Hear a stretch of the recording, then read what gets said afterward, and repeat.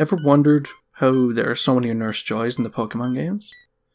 We've all been told that it's because they have a lot of sisters. But really, is it possible to have that many genetically identical siblings? Well, you never know, but still, they didn't want anyone to know the real reason. It's far too unreal and out of character if anyone knew her secret. But I found out. I saw. And I can tell you. It all starts when you walk into the Pokemon Center. You walk up to her, and you see her bright pink hair. You greet her, and she has this pretty voice that wasn't actually pretty to start with. You may or may not have a talk. She takes your Pokemon, turns around, heals them, and gives them back to you. That's the usual routine. Most likely, she'll be all nice and caring throughout the whole process. Give or take the personality she has, because supposedly each one is unique in personality.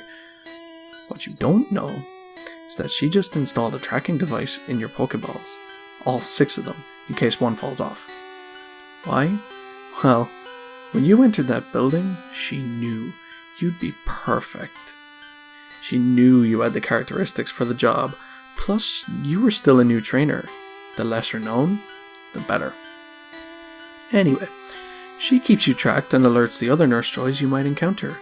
That way, when you get to one of them, well, let's just say it's so that they can care for you. However, if one of the Nurse Joys sees a trainer they want, and that same trainer stays in the center to sleep overnight, their real fun begins. You were assigned to a room, most likely a room near the back of the Pokemon Center.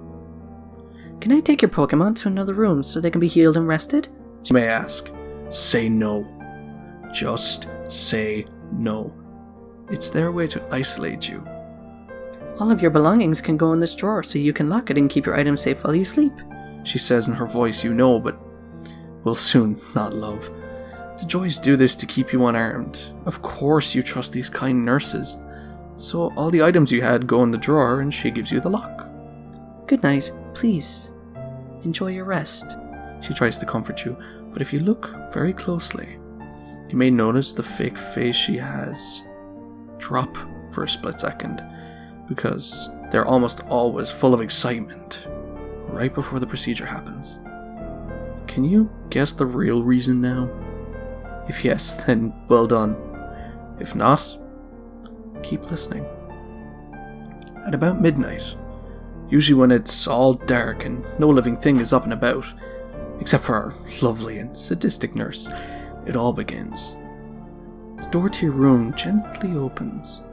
There is no squeak or creaking noise, because she was smart enough to oil the door, so no sound is made when it is opened. She comes in with a gurney.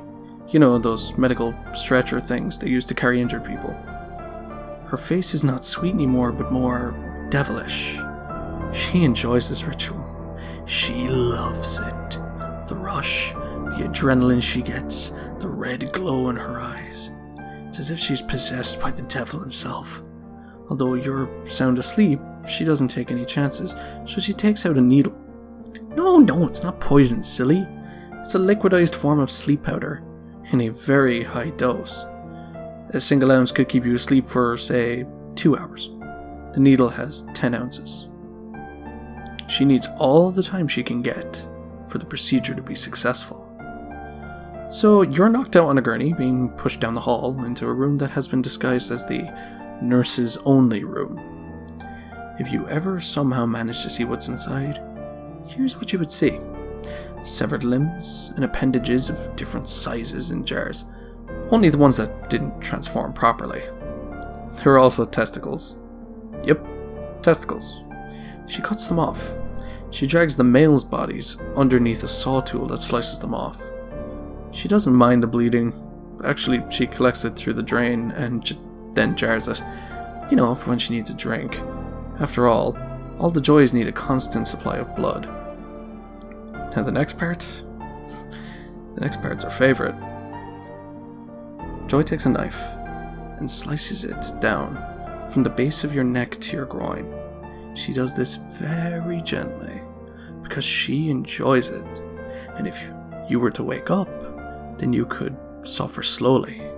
At this point, Joy's hair is not neat. It's covered with blood. Her face has completely changed. Her iris is completely blood red, and her teeth have suddenly grown a bit, causing them to look like fangs. No, she's not a vampire. Well, she could be, but that's not the point. Joy then has a smile that's a mix of a clown and a demon, because she takes out a bottle of serum with special DNA molecules in it. Joy DNA molecules, to be exact. Before she does anything with it, Joy takes out all of your organs, except for a small few, like your heart and your brain. She stitches your open incision, but it's not a decent job. After all, it won't matter soon. The serum needs to be directly poured on the brain for it to work, so naturally Joy will take out a saw, a regular old saw, and slice your skull just enough for the brain to be showing. The serum is poured, and after a few minutes, your body is becoming more Joy-like. The heart and the brain are revived while new organs, Joy organs, grow in the empty cavity that is your body. All your cuts are healed, and it was as if you had perfect skin. The process is complete. You wake up the next day wanting to work at a Pokemon Center. Anywhere would do. But you also have a DNA molecule, forcing you to look out for minor trainers that could be the next Joy. Of course, with this comes the ability to do what has been done to you. The thing is, you think you were born identical to other Nurse Joys. Why go through the trouble of making people turn into Joys? Why not just clone? I find out that the original Joy would like to someday rule the world with an army of Joys that will do anything because it is in their DNA to follow the original. But cloning would attract too much attention. Plus the whole I have a lot of sisters that are identical seems to have been a good story. And there you have it. Now you know. Do you wonder how I know this? Well, who's always with Nurse Joy? Who's the one in the background helping her? It's me, Chansey. Though I was told not to ever speak of this information, even though I am a Pokemon. So my advice to you is come to the Pokemon Center at your own risk. You never know. The thing about the real Nurse Joy is, she likes to hunt around by herself. So when you're all alone, sleeping, or just relaxing, don't think you will be safe. I hear she has a nice demonic face to stare at you with. Uh-oh. Looks like she just chose another victim. I think it's you.